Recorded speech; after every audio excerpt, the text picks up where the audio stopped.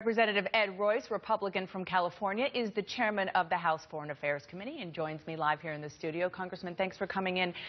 What do you know? What is the latest information that you have about why this plane went down? Well, from what we understand, the sophisticated system that would be necessary to take down an F-16 like this is not something that ISIS has its hands on. And so it's a little bit of a mystery whether it's a malfunction or what came to pass here. What about what I asked Barbara about the potential for a rescue mission? Do you think that this is not a U.S. Military officer, but obviously this person was helping the coalition that the U.S. is part of? Should it be a U.S. mission to go in and try to rescue this pilot? The Jordanians are the best trained. We hosted the King of Jordan recently here on the Hill, and Jordan is obviously all in. ISIS has attacked Jordan on the border there with Syria. And they have made the commitment. They want to see ISIS driven from the region. I think they have the capability to carry out if we give them the intelligence. So I wouldn't be surprised we have very close intelligence sharing arrangements with Jordan. We could give them the intelligence. They're so highly trained that they could probably carry it out just as effectively as... So the U.S. could and maybe should be part of a support of such a mission. Support for that, yes. Let's talk sort of big picture about this. We have, unfortunately, seen videos of people in captivity in ISIS. So far, we've had journalists, we've had workers. This is the first member of the coalition trying to get rid of ISIS that they appear to have captured, at least that we have seen with the video. What does that tell you about how this is going and maybe the propaganda war, which this is a big part of? ISIS will use this for propaganda, but I think it's a steely resolve that the Jordanians have in all of this in terms of taking on ISIS. And as you can see, UAE, Saudi Arabia, other states are now coming in and supporting this effort. And one of the things driving it is that what you don't see are the number of killings that ISIS is doing of Arab tribesmen in western Iraq.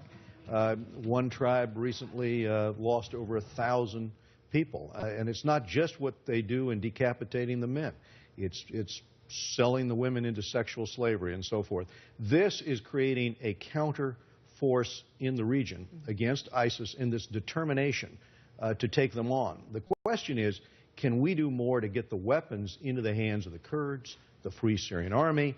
Can we do more to help the Jordanians as they help train in western Iraq, the Sunni tribes that are taking on ISIS? We need to step up our game. Yeah, and what's the answer to that? I mean, I believe that the U.S. has already spent over $1 billion in this effort, and you mentioned the Islamic fighters who have been killed. About 1,100 have been killed. So are we doing what we need to do, the U.S. and the coalition in general? You see the Kurds out there fighting with no more than light arms.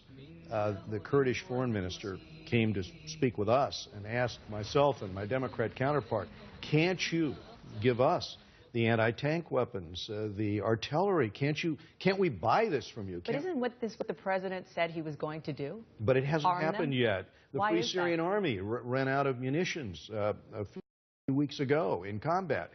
I don't know why it is. Maybe it's Baghdad that says, no, you can't transfer that directly to the Kurds, or maybe it's bureaucracy. For whatever reason, those doing the fighting on the ground, and the Kurds are on a 300-mile front, 30% of their fighters are women. 30% of those battalions are female battalions, and they're fighting with light arms against ISIS that is using heavy armor and artillery. No, we have got to step in and fix this and have our allies on the ground get that support. The U.S. is now involved without approval or a fresh authorization from you in Congress. When the new Congress comes in, how quickly are you going to work to have a debate about an authorization of force? In my committee, the Foreign Affairs Committee, myself and the ranking member, Elliot Engel of New York, we will host a debate over this issue, and likewise in the Senate. The Senate will also in January bring up the authorization. The President, of course, asserts that he has the power under the existing authorization. But he has asked now for an authorization. Okay. And I believe that Congress will give him that authorization within the parameters that he calls for. I can't let you go without asking you about the interview, the movie. Not this interview, the movie, the interview. It's going to be in theaters tomorrow, even locally around here. You can now watch it online. You going to watch it? Oh, I certainly am going to watch it. And one of the reasons I'm going to watch it is, you know, when Salman Rushdie put out the Satanic Verses, and the order that came down, the fatwa, was on his life. And the Ayatollah said, basically transmitted the message, if you publish this, you will be killed, and so will any publishing house.